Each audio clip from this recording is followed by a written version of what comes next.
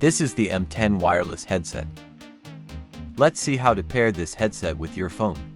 First, take the buds out of the charging case. Now turn on Bluetooth on your phone.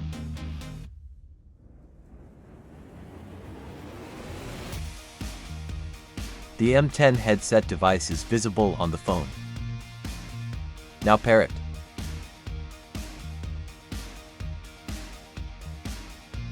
The M10 headset is now paired with the phone.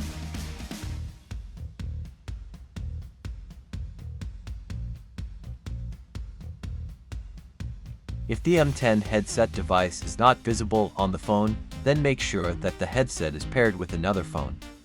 If the headset is paired with another phone, then unpair it from there.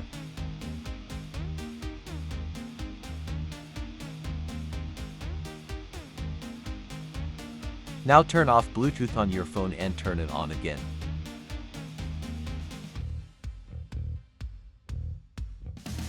The M10 headset device is now visible on the phone. Now pair it.